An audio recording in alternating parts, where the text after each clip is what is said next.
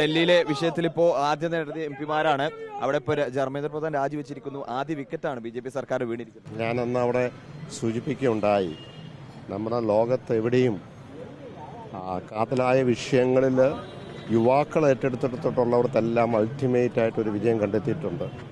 അന്ന് സംസാരിച്ചപ്പോഴും പറഞ്ഞു, ഇവിടെ അതിൻ്റെ തുടക്കമാണ്.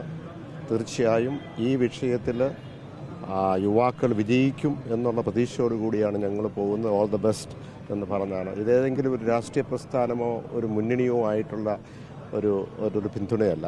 ഇന്ന് രാജ്യം നേരിടുന്ന ഏറ്റവും പ്രധാനപ്പെട്ട വിഷയത്തിൽ, അതിൽ ജൻസി ഏറ്റെടുത്തിരിക്കുന്ന വിഷയത്തിൽ ഈ രാജ്യം മുഴുവൻ, അത് സാംസ്കാരിക നേതാക്കന്മാരുണ്ട്, രാഷ്ട്രീയ പൊതുപ്രവർത്തകരുണ്ട്, ഇങ്ങനെയുള്ളവരെല്ലാം കലാകാരന്മാരുണ്ട്, ഇവരെല്ലാവരുടെ പിന്തുണയോടുകൂടിയാണ് മുന്നോട്ട് വന്നത്. അവിടെ കേന്ദ്രം മുട്ടുമടക്കി എന്നുള്ളതാണ്. പക്ഷേ അതുകൊണ്ട് മാത്രമാകുന്നില്ല. ഇനിയും സോൾവ് ചെയ്യേണ്ട, പരിഹരിക്കേണ്ട വളരെയധികം പ്രശ്നങ്ങളുണ്ട്. ഭാവി തലമുറയ്ക്ക് ഈ നീറ്റ് എന്ന് പറയുന്ന ആ സംവിധാനം തന്നെ തകർച്ചയിലാണ്.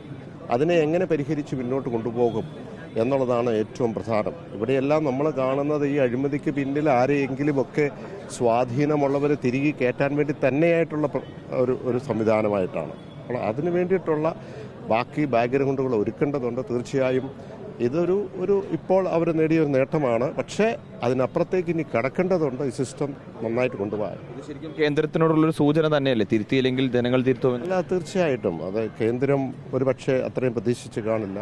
പക്ഷേ ഓരോ ദിവസം തോറും ചെല്ലും തോറും ആ പിന്തുണ വർദ്ധിച്ചുകൊണ്ടിരുന്നു എന്നതാണ് നമ്മൾ കാണേണ്ടത്. അതുതന്നെയാണ് ഓരോ ദിവസവും. പക്ഷേ അതിനെ അമർത്തുവാനായിട്ടുള്ള ശ്രമങ്ങൾ നടന്നു.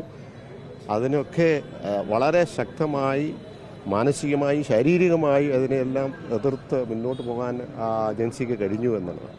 അപ്പോൾ അതിലൊരു നടപടി, അതായത് അവിടുത്തെ പോലീസിൻ്റെ ആക്ടിലൊരു നടപടി കൂടി വേണം എന്നൊരു അല്ല, അത് അവരാവശ്യപ്പെട്ടിട്ടുണ്ട്.